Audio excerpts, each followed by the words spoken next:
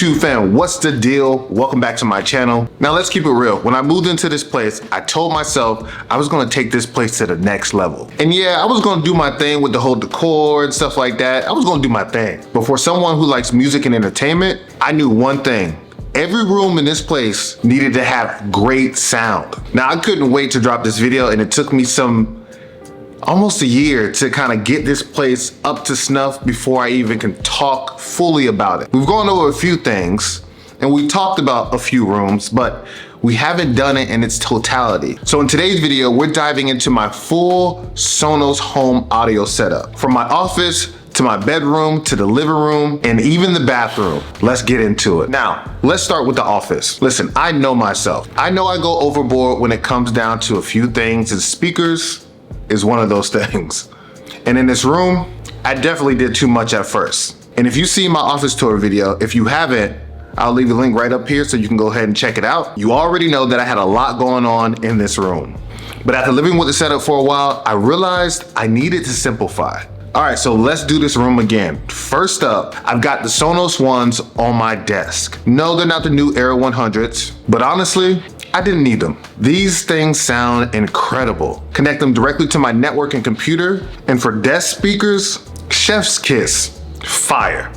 If you're looking for something clean and simple for your workspace, I can't recommend these enough. Now in my old setup, I added 2 additional Era 100s to each side of my love seat in my office, right by my record player. And when I tell y'all, the sound was insane in here, I loved every bit of it. Now 4 speakers in one space was kind of wild.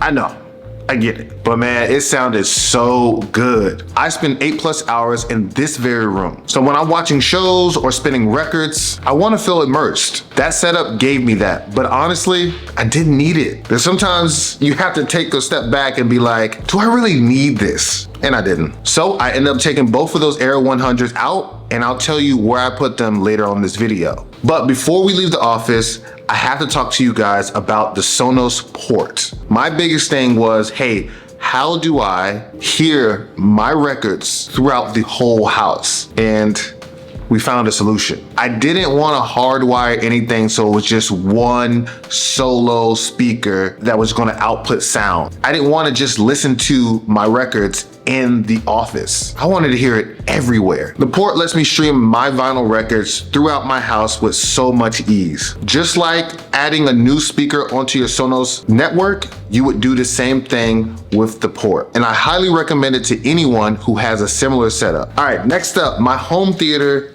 in my living room. This was my biggest investment, but worth every single penny. This setup includes the Sonos Arc, a mini sub, and 2 Era 300s behind my couch. Now let's talk about spatial audio and Dolby Atmos. When you're watching a movie or listening to music on this setup, it hits different. The depth, the clarity, the surround sound feel, all elite. And I went with the all white speakers for a reason. I wanted my space to feel clean, bright, and seamless. And it really does. And if you're thinking about building a home theater setup, this is your sign. You will not have any regrets. Now, let me just say this.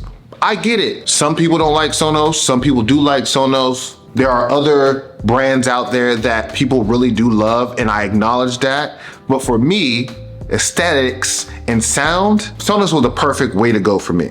So let me just say that. Okay, so let's move to the bedroom. Remember those Era 100s that I had in my office? I ended up moving them to my bedroom. Now, how I wanted this setup to look was I wanted to have one Era 100 on each side of my 75-inch Samsung TV. But I ended up getting these stands from Amazon, and a lot of you guys have talked about them and wanted the link, so I'll leave a link down in the description below. They're a fraction of the cost of the Sonos stands that I actually have for my Era 300. And affordable stands, because we're already paying top tier price for these speakers. Let's get some affordable stuff going on. So link down in the description below, check that out. Now here's the interesting thing, because I had a couple of different options to go with this setup. And I'm about to get in my techie bag really quick, so just bear with me. If you look on forums, there are questions about, like, could you connect these 2 speakers to a TV without having the whole surround sound setup? Because let's just be honest, like, some people have budgets where they just can't afford that, or maybe it's overkill. So like, there gotta be a way. Here's what I did. to set this situation up. The first thing you want to do is you want to group the two speakers in the Sonos app. So my group for these two speakers is bedroom. Simple, easy, right?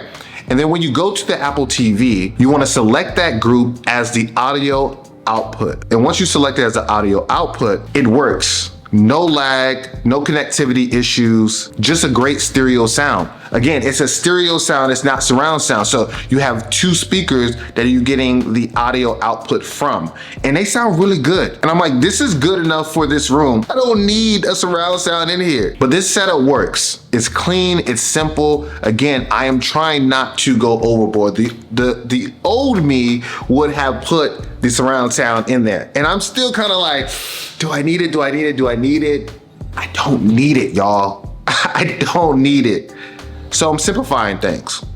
Still high quality, still looks good, still set up great, but we're simplifying things. So if you're looking for a budget-friendly, affordable option and you don't have, you know, just money just to throw away, like get this set up. Two Aero 100s, group them, then connect them to your Apple TV, and you got two speakers that work really well. Simple, easy. And they said we couldn't do it.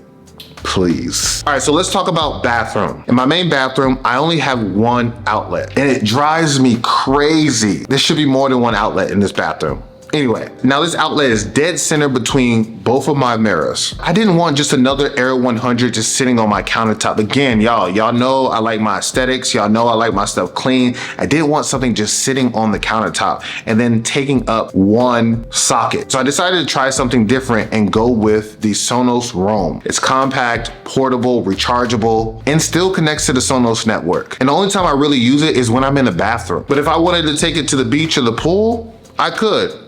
Very versatile. And one cool thing that I found on Amazon is this mount for the Sonos Roam. It lets me keep my Sonos Roam on the wall and out of the way. And it's the perfect size for this space. It's not too loud, but loud enough. And for a bathroom speaker, that's all I needed. And it's perfect. Now, I'll be real with y'all. I'm always real with y'all. I was thinking about expanding a little more. I got two more bathrooms in this place. One of the bathrooms is in my office, so I don't need to really worry about that at all. Again, we talked about the office. We're not gonna do any more stuff in the office as far as speaker-wise. That's done, finito, finished. But I also do have a half bathroom, or some people would call it a powder room. I'm thinking that half bathroom might need a speaker. Maybe an extra room, I don't know. And also, now my kitchen is close enough to my living room setup. When I'm in the kitchen, it does feel like there's like a sound dead zone there. Because when you're in the living room, it kind of creates this like sound dome. Like when I get into the living room, it's like I'm immersed. But once I step out of the living room, it feels like it's a drop off in sound. I can still hear it, but it's like a drop off in sound. Now I do have the Echo Show 15, which some of you guys have seen before, and it does play music if you connect it with Spotify and all that good stuff, but it's not a Sonos speaker, and it does not connect to the Sonos network. So what do y'all think? Should I add a Sonos speaker to my kitchen? Should I throw a Roam in the half bathroom? Let me know down in the comments below what y'all thinking. I'm always open to suggestions and how y'all feel about things. But thanks for watching. If you made it this far in this video, thank you so much, and you know I really appreciate y'all. It's your boy JB signing off. I'll see you guys in the next video very soon. Peace.